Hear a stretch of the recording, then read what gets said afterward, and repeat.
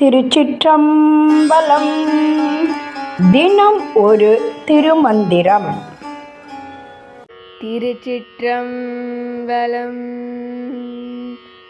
இட்டான் அறிந்திலன் ஏற்றவன் கண்டிலன் தட்டான் அறிந்தும் ஒருவர்க்கும் உரைத்திலன் பட்டாங்கு சொல்லும் பரமனும் அங்குளன் கெட்டேன் மாயையின் கீழ்மையவாறே. திருச்சிற்றம்பலம்.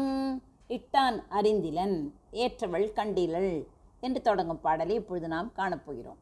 இட்டான் அறிந்திலன் என்று குறிக்கிறாரே, அப்படி என்றால் என்ன? கருவை இட்டவனாகிய தந்தை அந்த வினாடியில் அந்த உயிர் எத்தகையது, அதன் தரம் என்ன, அது ஆணாகுமா பெண்ணாகுமா என்பதை அறிய மாட்டாள்.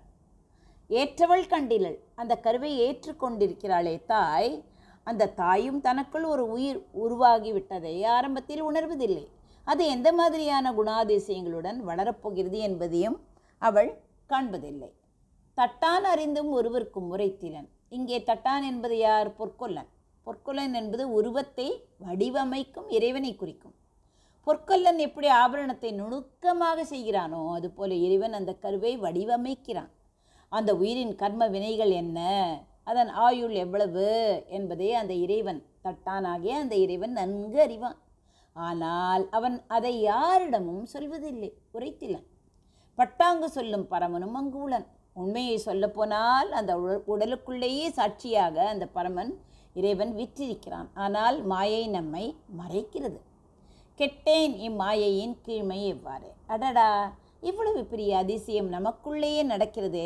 அப்படி நடக்கும்போது அதை உணரவிடாமல் இந்த மாயை நம்மை வந்து மறைத்து வைத்திருக்கிறது. இது எவ்வளவு கீழ்மையானது என்று திருமூலர் வியக்கிறார். ஒரு சிற்பி என்ன செய்கிறான்? ஒரு அழகான சிலையை செதுக்குகிறான். சிற்பிக்கு அதுதானே வேலை என்று வைத்துக்கொள்வோம். அந்த சிலைக்கு தேவையான கல்லையும் மண்ணையும் கொடுத்தவர்களுக்கு அதன் இறுதி வடிவம் எப்படி இருக்கும் என்று தெரியாது. அந்த சிலையை தாங்கும் பிடத்திற்கும் அதை பற்றி தெரியாது.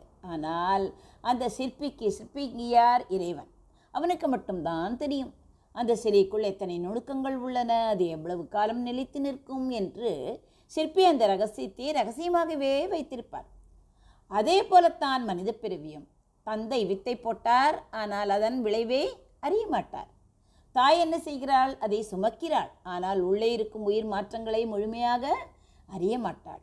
இதற்கு பின்னால் இருக்கும் அந்த மகா சிற்பி, அதாவது சிவபெருமான், ஒவ்வொரு நரம்பையும் ஒவ்வொரு மூச்சையும் கணக்கிட்டு உருவாக்குகிறான். நம் கண் முன்னாலேயே ஒரு உயிர் உருவாகி வளர்ந்து வந்தாலும் அந்த படைப்பின் ரகசியத்தை நம்மால் பார்க்க முடிகிறதா? பார்க்க முடிவதில்லையே. அந்த திரைதான் மாயை.